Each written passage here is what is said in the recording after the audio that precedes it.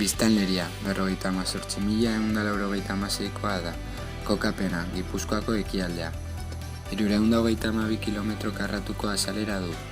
Lurralde historikoan jende gutxien duen eskualdea da, 58.196 biztanle, baina aldiz udalerri gehien ditu, 28.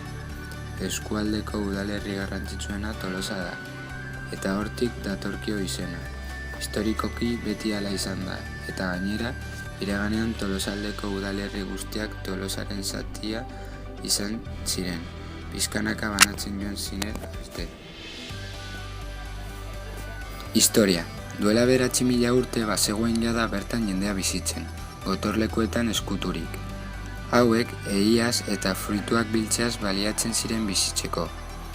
Brontze Arokoa da Belabietako trikuharria, orain dela 4.000 urte ingurukoa eta Burdin Arokoa dugu Intxur izeneko bizileku gotortua, Aldaba auzoan kokatua. 1100 urtean Gipuzkoa Gaztelako erresumari batu zitzaion. 1256an Alfonso Amargarrena jakitunak forua eman zion Tolosari, eta hiribilduko biztanleek inguruetako herriek edota probintziek ez zituzten eskubidea jaso zituzten. 1794an Konbentzio Gerran frantsesek hiria hartu zuten, eta Espainiako independentzia gerran hamarkada batzuk geroago okupazioa errepikatu zen. Okupazio napoleonikoan, berriz, gerrillen erasoak gertatu ziren eskualdean. 1926ko abuztuaren 11ean Espainiako Gerra Zibilaren hasiera aldera, indar frankistak Nafarrotik Zegamara sartu eta Goierri igaro ostean Tolosa bereganatu zuten, eta handik ordu gutxira Tolosako euskarazko eta euskal kulturari buruzko liburuen erreketa burutu zuten. Euskara. Erdialdeko euskararen aldaera bat da eskualdeko berezko hizkera. Erabilera maila probintzia osoko altuenen artean dago. Bataz beste 1996ko datuek adierazten dutenez, urte horretan biztanleen 72,3 euskaldunak ziren, 13,2 ia euskaldunak eta 14,5 erdaldunak. Nola nahi ere, euskarari dagokionez, alde handiak daude udalerri jendetsuen eta txikien artean. Ia erabat euskalduntzat har daitezke herririk txikienak. Tolosako inauteriak. Tolosako inauteriak Tolosan ospatzen diren inaute urbanoak dira, Euskal Herriko inauteri ospatsuenetakoak. Euskal Herri osoko jendea erakartzen dute.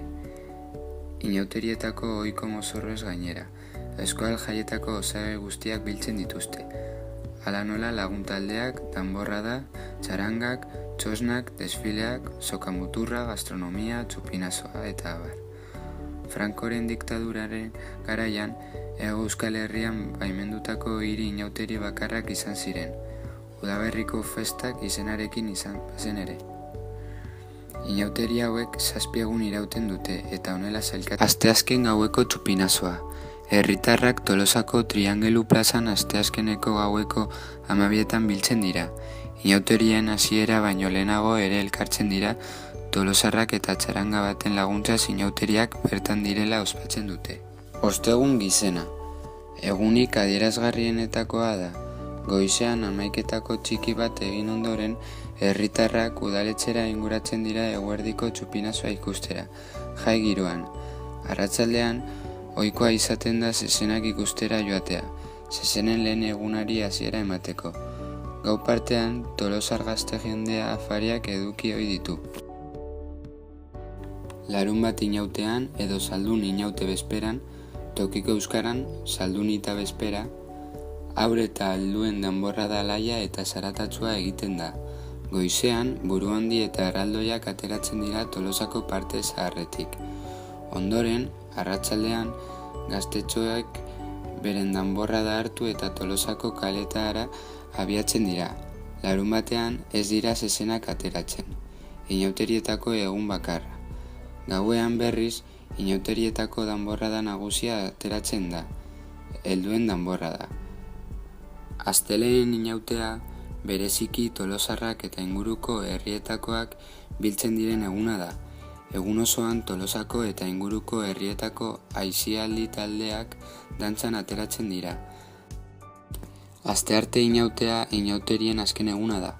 Goizeko 6etan hasten da alboradarekin. 2 ordu geroago, goizeko 8etan patxar zezena ospatzen da. Bertara, gau horretan festaz gozaturiko gazteak eta baita edade guztietako jende ateratzen da. Soka muturraren ondoren, konpartsa eta karrozak ateratzen hasten dira. Karrozak, goiz eta arratsalde osoan ibiltzen dira gora eta bera. Amaitzeko, 24etan sardinaren hileta ospatzen da. Azken urteetan, euskaraz komunikatzeko gaitasunak goruntz egin du Tolosan. 2012an euskararen erabilera 143koa izan da. Haurrak tartean direnean 175era igotzen delarik.